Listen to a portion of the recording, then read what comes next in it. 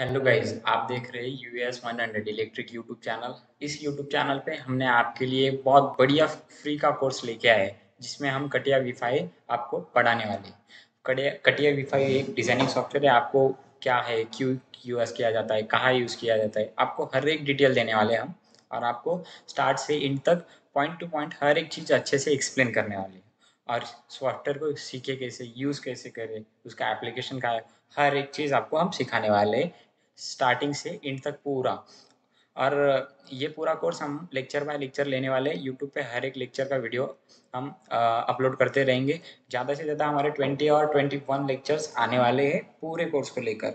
ठीक है। हम लेक्चर्स, ये हमारा फर्स्ट लेक्चर है जो हम स्टार्ट करने जा रहे हैं। अभी हम बात करेंगे आज कटिया वी5 पे। अगर बात करना है तो हम पहले बात करेंगे कि मार्केट ट्रेंड्स क्या है, डिजाइनिंग फील्ड में मार्केट ट्रेंड्स क्या है। अगर डिजाइनिंग फील्ड में अगर मार्केट ट्रेंड्स की बात करें, तो अगर हमें मार्केट ट्रेंड्स देखना है तो सिंपल थिंग, मार्केट ट्रेंड्स जैसे कि हमारे एक ग्राफ दिखा देता है। अगर हम एक सिंपली किसी ग्राफ को ओपन करें मार्केट ट्रेंड का, मतलब डिजाइन क्या है, क्यों की जाती है, उसका इतना मोटिव क्यों है, उसको मोटिव क्यों दी जा रही है, ये सब आपको मार्केट ट्रेंड्स में मिल जाएगा। आजकल के न्यू जनरेशन में बहुत सारे न्यू डिजाइन आ रहे हैं, अलग अलग तरह के न्यू डिजाइन आ रहे हैं। हर कोई किसी को मॉडिफाई कर रहा है, किसी को सीधा न्यू डिजाइन कर दे रहा है। अभी आप देख ही रहे, अगर ऑटोमोबाइल इंडस्ट्री में आप अगर देखोगे तो हर एक वीक में या हर एक मंथ में न्यू कार लॉन्च हो रही है। New car, new bike, new vehicle, new new transmission system, हर एक मतलब हर एक चीज के लिए न्यू जनरेशन वर्क कर रही है। हर एक जनरेशन न्यू डिजाइन लाने का प्रयास कर रही है। अगर आप देखते रहेंगे कि हर एक डिजाइन अगर अलग अलग, हर एक नई नई डिजाइन आने वाली है मार्केट में, तो आप भी सीख सकते हैं ये डिजाइन सॉफ्टवेयर। इसीलिए हम पूरा कोर्स फ्री में आपके लिए लेके आए। तो and we are we are giving you the best opportunity to bright your future in this design software और इन दिस डिजाइन करियर। मतलब आप अपना करियर बना सकते हैं। एकदम सिंपल सॉफ्टवेयर है, ये आसानी से आप सीख सकते हो। आजकल स्कूल के बच्चे भी जिन्हें सॉफ्टवेयर आते हैं वो सीख लेते हैं और खुद का छोटा सा प्रोडक्ट डिजाइन करके उसको भी प्रेजेंट कर रहे हैं। मतलब अपॉर्चुनिटीज आपके पास बहुत है और इस फील्ड में तो वैकेंसीज बहुत है। आपको सबसे पहले जानना होगा कि कटिया क्या है। अभी हम बात करते हैं कटिया क्या है। अगर कटिया आप देखोगे तो सबसे पहले सिंप्लीफाइड, कटिया is the mechanical designing software. Okay. Mechanical designing में आप हर एक तरह की मैकेनिकल डिजाइनिंग आती है, जैसे कि पार्ट डिजाइन हो गई, गियर डिजाइन हो गई, ट्रांसमिशन सिस्टम हो गई, इंजन डिजाइन हो गई, हर एक डेवलपमेंट आ गया, मेटल शीट हो गई, हर एक टाइप की आपको डिजाइनिंग या कटिया में मिल जाएगी। और सिंप्लीफाइड कटिया ये 2D और 3D के लिए एकदम सिंपल है और एकदम सिंप्लीफाइड से समझ में आता है, वर्क भी एकदम सिंप्लीफाई से करता है। तो यही आपको कटिया बेस्ट और आजकल इंडस्ट्री में सबसे अच्छा और बेस्ट सॉफ्टवेयर कटिया माना जाता है। तो फिर आज हम अभी बात करेंगे कि कटिया को इंस्टॉल कैसे करेंगे। सिंप्लीफाई, अगर आपको कटिया यूज़ करना है तो इंस्टॉल कैसे करेंगे। अभी आप देखो यहाँ कटिया वी5 स्टूडेंट एडिशन 3 आप सर्च करेंगे। इसमें अभी हम स्टूडेंट एडिशन में जाएंगे। स्टूडेंट एडिशन मतलब क्या, स्टूडेंट वर्जन। अभी हम क्या जाएंगे, डिस्कवर पर जाएंगे, डिस्कवर 3D एक्सपीरियंस कटिया। अगर यहाँ पे हम जाने के बाद फिर से हमें क्या बोलेगा, 3D एक्सपीरियंस कटिया में आ गए हम, स्टूडेंट वर्जन ये। अभी यहाँ हमें डॉलर दिख रहा है 6248 समथिंग, ये तो डॉलर है और ये अलग अलग करेंसी है जो आपको पेड करनी है। इसका स्टूडेंट वर्जन का जो सॉफ्टवेयर है वो भी पेड के बेसिस पर आपको मिलता है। अगर आप बाय नाउ पे क्लिक करोगे तो यहाँ से आगे आपको बाय कर सकते हो।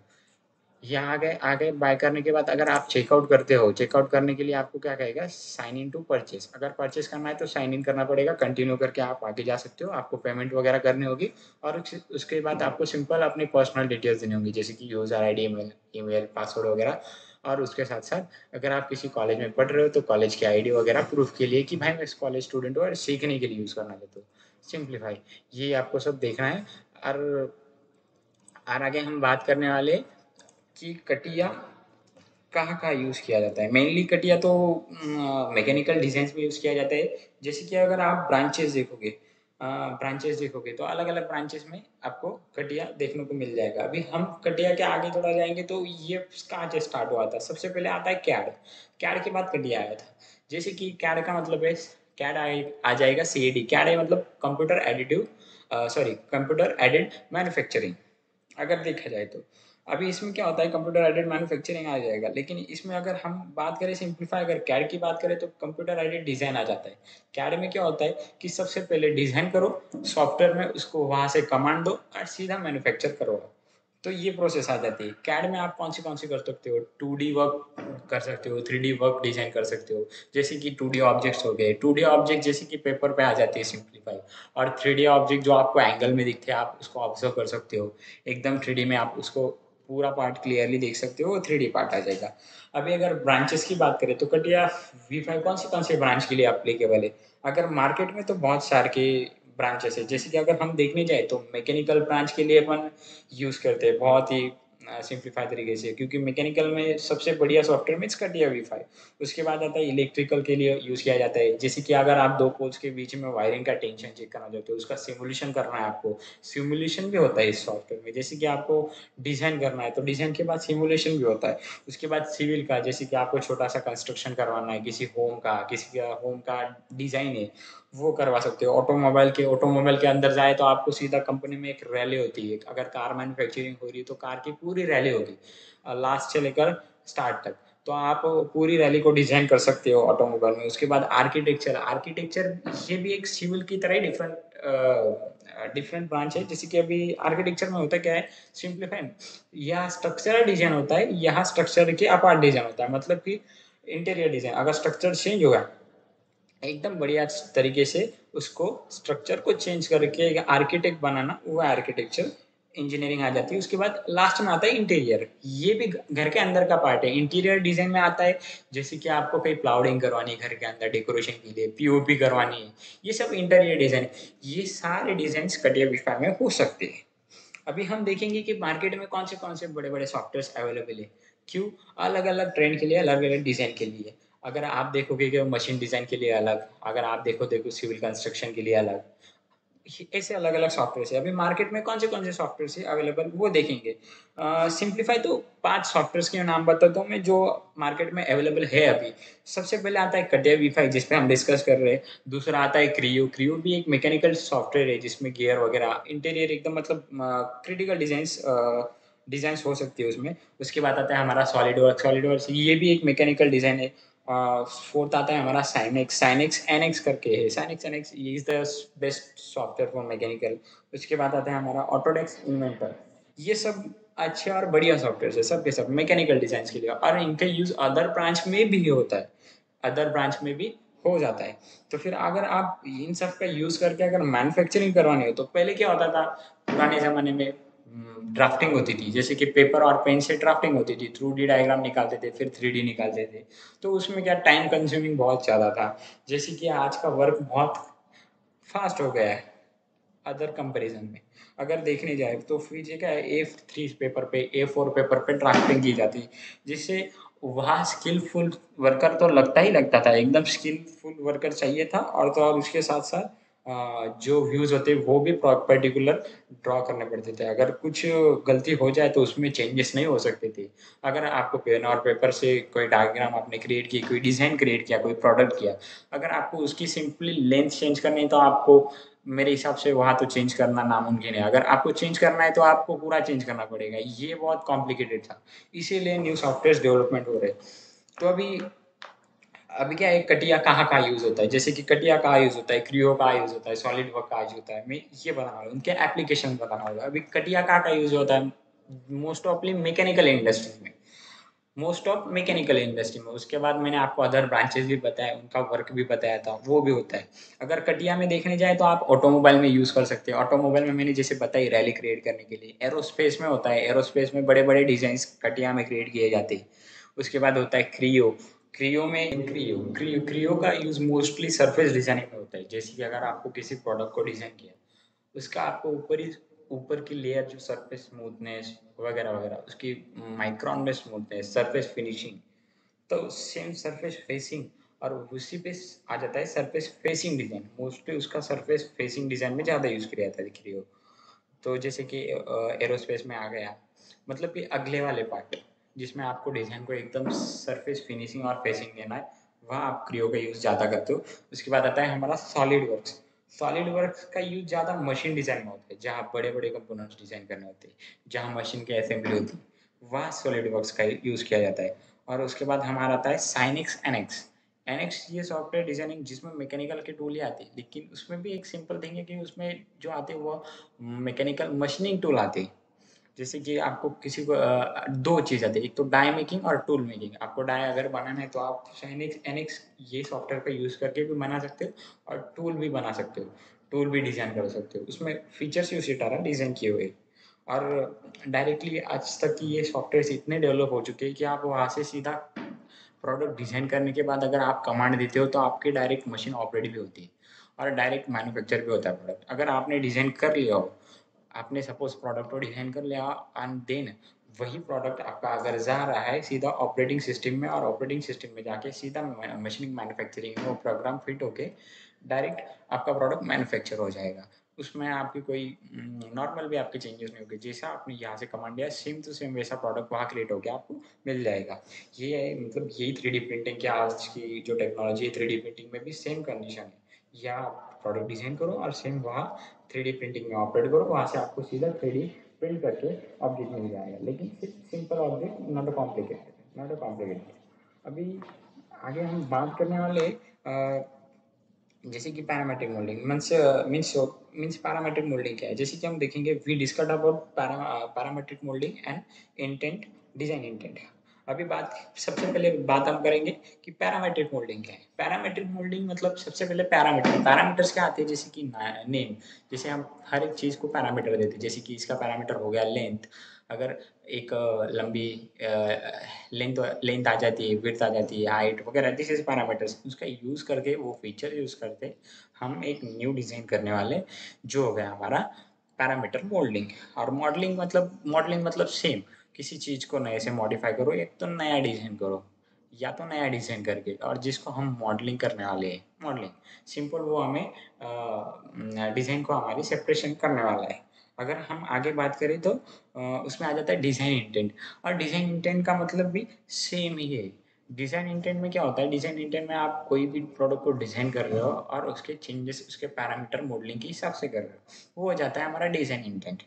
अभी हम बात करने वाले हैं इसमें सबसे पहले हमारे मेन इनके 3 पॉइंट्स है समझने के लिए। अभी हम आपको इसके 3 पॉइंट्स बताते हैं जैसे कि आप समझ सकते हो। सबसे पहले क्या आता है हमारा, जैसे कि हमारा आएगा an approach to create 3D model in which you capture design intent using features and constraints. इसमें दिया गया है मतलब आपको कोई भी अगर डिज़ाइन और मॉडलिंग और डिज़ाइन इंटेंट करना है तो सिंपल कुछ नहीं, डिज़ाइन इंटेंट का यूज़ करके आपको कोई भी क्या है पैरामीटर्स यूज़ करने हैं। जैसे कि आप अपना सॉफ्टवेयर के फीचर्स और कंस्ट्रेंट्स यूज़ कर रहे हो, उनका यूज़ करके आप कोई डिज़ाइन बना रहे हो, तो वो अपना हो जाता है पैरामेट्रिक मोल्डिंग। उसमें आता है जैसे कि अभी इसमें हो गया तो अपना फीचर्स क्या है? अभी इसमें हम फीचर्स देखेंगे, फीचर्स क्या है और बाद में कंस्ट्रेंट क्या है। अभी सबसे पहले फीचर्स है, जैसे कि फीचर्स में क्या आता है? पैड कमांड, पॉकेट कमांड आ जाएगी, होल्स कमांड, स्टिफर आ जाएगा, रिब आ जाएगा, मल्टी सेक्शन सॉलिड आ जाएगा। अगर आपको सिंपली दिस कमांड का यूज़ करके अगर किसी को आपको करना है तो पैड कमांड क्या होता है? पैड कमांड आपको कोई भी सेक्शन को क्यूब में कन्वर्ट कर देगा। क्यूब में कैसे? अभी हम सिंपल मतलब हर एक सेक्शन को क्यूब में नहीं कन्वर्ट करेगा, हर एक सेक्शन को सॉलिड कर देगा अगर आपको करना है तो। सिंप्लीफाई, अगर आप सबसे पहले एक स्क्वायर बनाते हो, अगर आपको स्क्वायर को क्यूब में कन्वर्ट करना है, अगर आप पैड कमांड का यूज़ करोगे तो स्क्वायर को क्यूब में कन्वर्ट कर देगा। यही एप्लीकेशन पैड कमांड का है। और पॉकेट कमांड सिंपली अभी हमारे जिम में जिस तरह पॉकेट होती है, अभी हमारे जीन्स में या पैंट में हमारे जैसे पॉकेट होती है, आजू बाजू से मटेरियल कवर होता है और अंदर क्या होता है? होल होता है, एक पॉकेट टाइप। तो उसी तरह मटेरियल मटेरियल या किसी क्यूब या किसी होल के अंदर हम पॉकेट कर देते हैं। आजू बाजू से मटेरियल तो रहता है, कुछ थिकनेस रहेगी और अंदर से हम थोड़ा सा डीप होल कर देंगे, वही हो जाएगा हमारा पॉकेट कमांड। अगर हमें होल करना है, होल कहाँ से? अप से लेकर डाउनवर्ड तक हमें पूरा होल करना है, जो हमारे ऑब्जेक्ट को पूरा डिपोर्ट कर दे। वो पूरा अगर होल बनाए तो होल कमांड का यूज़ करेंगे। उसके बाद स्टीफनर कमांड आएगी, rip command, multi section solid मतलब अगर हमें एक से ज़्यादा सेक्शन है हमारे पास, अगर उन्हें सॉलिड्स में कन्वर्ट करना है तो फिर आप multi section solid command use कर सकते हैं, जैसे कि वो डायरेक्ट सॉलिड में हो जाएंगे। ये हो गए हमारे फीचर्स। अभी हमारे आएंगे क्या? कंस्टेंट आएंगे। कंस्टेंट का मतलब क्या? अलग अलग पैरामीटर्स, जैसे कि लेंथ आ गई, हाइट आ गई, विड्थ आ गई, कोइंसिडेंस, हर एक पॉइंट में लेकर आएगी, वो हमारा कंस्टेंट। कंस्टेंट में क्या क्या आता है? जैसे कि horizontal, vertical, symmetric, coincidence and mid point etc. अभी देखो जैसे मैंने बताया हॉरिजॉन्टल, अगर आपको हॉरिजॉन्टल लेना है, कंस्ट्रेंट करना है, मतलब कि जैसे हॉरिजॉन्टल और उसमें आप डायमेंशन दे सकते हो, हॉरिजॉन्टल लोगे, बाद में अगर आपको वर्टिकल लेना है तो वर्टिकल लोगे, अगर आपको उसी को अगर सिमेट्रिक करना है सिमेट्रिक कर सकते हो, आपको कोई इनसाइड कर सकते हो, मिड पॉइंट देख सकते हो, ईटीसी एक्सेट्रा। ये हो गया हमारा कंस्ट्रेंट। तो अभी हम आगे जाएंगे, आगे बढ़कर हम बात करने वाले व्हाट इज डिजाइन इंटेंट। अभी ये डिजाइन इंटेंट है क्या एक्चुअल में, वो देखने वाले। ये डिजाइन इंटेंट सबसे पहले क्या होता है, identify features and constraint. Identify features and constraint वही हमारा डिजाइन इंटेंट है। उसके बाद उसमें 3 पॉइंट्स है नॉर्मली जो हम देखने पड़ेंगे। सबसे पहले क्या डिजाइन इंटेंट, ये सिंपली एक डेफिनेशन टाइप दी है आपको एक्सप्लेनेशन के लिए, जो है to create relation object such that in one propagates change in other। Means क्या बोले, to create relation in object such that change in one propagates change in other. मतलब आपको किसी भी ऑब्जेक्ट का किसी भी से रिलेशन अगर देना है, अगर आप उसको चेंज कर रहे हो तो वो हो जाता है हमारा डिजाइन इंटेंट। अगर एग्जाम्पल के तौर पर अगर हम बात करें डिजाइन इंटेंट, तो क्या होता है, अगर हम एक डायमेंशन अगर चेंज करें तो उससे उसका प्रोपोगेट चेंज होना चाहिए। अगर उसका प्रॉपर चेंज हो रहा है तो फिर वो हो गया हमारा डिजाइन इंटेंट, मतलब सिंप्लीफाइड डिजाइन को मॉडिफाई करना हो जाता है। तो उसमें भी अभी अभी अगर हम सॉफ्टवेयर के अंदर की बात करें तो फिर हमारे सॉफ्टवेयर 2 टाइप के आ जाते हैं, एक तो नॉन पैरामेट्रिक एंड दूसरा आता है पैरामेट्रिक सॉफ्टवेयर। अभी आपको नॉन पैरामेट्रिक क्या है और पैरामेट्रिक क्या है। नॉन पैरामेट्रिक का मतलब होता है कि कोई भी चीज़ को अगर आपको मॉडिफाई करनी है, अगर किसी भी चीज़ को अगर डेवलप करना है आपको, तो आप सिर्फ एक चीज़ को या किसी भी एक पार्ट को अगर आप डायमेंशन देते हो, अगर आप किसी भी एक पार्ट को मॉडिफाई करते हो तो अपने आप सेकंड पार्ट मॉडिफाई ना हो। मतलब अगर एक पार्ट अपने आप मॉडिफाई हो रहा है तो दूसरा अपने आप नहीं होगा, क्योंकि दोनों के कंपैरिजन में नहीं होगा। अगर आप अगर आप ट्राइंगल या आप स्क्वायर बना रहे हो, अगर स्क्वायर में आपने अगर एक साइड का डायमेंशन चेंज किया तो ऑटोमेटिक दूसरे साइड का डायमेंशन चेंज हो जाता है, किसमें, पैरामेट्रिक में। और नॉन पैरामेट्रिक में क्या होता है कि हमें दोनों दोनों तरह का दोनों तरह का डायमेंशन क्या करना पड़ता है, चेंज करना पड़ता है। दोनों तरह का डायमेंशन आपको चेंज करना पड़ेगा। अब जैसे कि अभी आप नॉन पैरामेट्रिक सॉफ्टवेयर की बात करें तो कौन से नॉन पैरामेट्रिक सॉफ्टवेयर जो है वो जैसे क्या ऑटोकैड है। सिंप्लीफाई एक ही सॉफ्टवेयर नॉन पैरामेट्रिक है ऑटोकैड, जिसमें ज़्यादातर मॉडिफिकेशन नहीं होता है। और पैरामेट्रिक सॉफ्टवेयर तो कटिया है, क्रियो, सॉलिड वर्क्स, ये तीनों पैरामेट्रिक सॉफ्टवेयर है जिनमें मॉडिफिकेशन होता है। मॉडिफिकेशन का मतलब सिंपली थिंग मैंने अभी आपको बता ही दिया कि एक पैरामीटर की वजह से उसका पूरा बेस चेंज होना चाहिए। मतलब कि पूरा अगर एक पैरामीटर हम चेंज करें तो उसके साथ साथ उसके सिस्टम पे भी असर पड़ना चाहिए, तो हो गया हमारा वो पैरामीट्रिक। और नॉन पैरामेट्रिक मतलब किसी एक चेंज की वजह से सिस्टम पे असर ना पड़े, वो हो गया नॉन पैरामेट्रिक।